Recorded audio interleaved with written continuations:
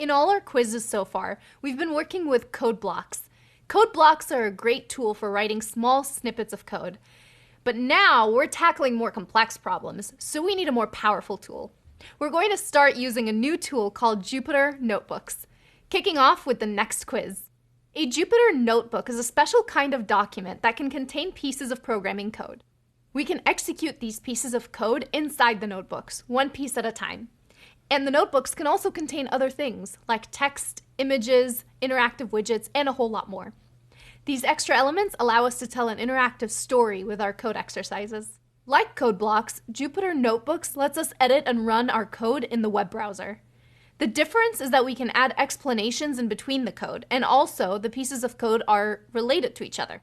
Jupyter Notebooks are an open source technology that you can use outside this platform. So if you're interested, you could even run it locally on your computer. So, without further ado, let's check out how a Jupyter Notebook works and what you can do with it. We'll first click on Open Notebook and wait until the notebook loads.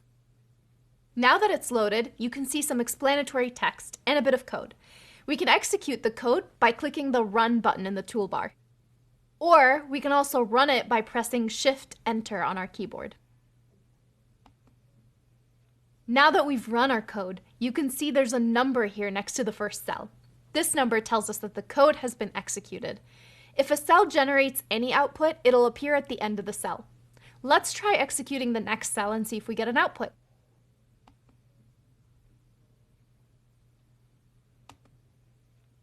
This cell includes some print calls, so after executing it, the interpreter printed the values. The comments in the code tell us that these values should be 9 and 1, but the print statements say that they're 0.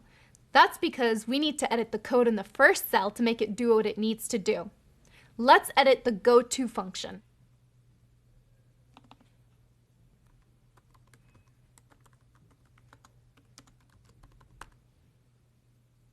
Once we've made the change, we need to re-execute the cell so that the elevator class is modified and an elevator variable is created with the new elevator class.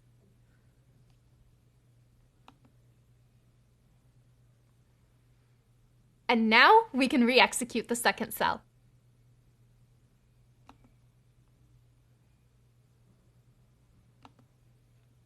Okay, now we get 10 and -1 instead of 0. But that's still not what our comments say we should get. We've still got work to do on the code to make it do what it's supposed to do. We don't want to get ahead of ourselves though, so let's leave it at that. Once you're working through the exercises yourself in your Jupyter Notebook, remember you have to re-execute the class definition whenever you modify it. If you forget, the elevator variable won't change. If at any point you're stuck or something doesn't work as expected, there's more help in the next reading. Good luck!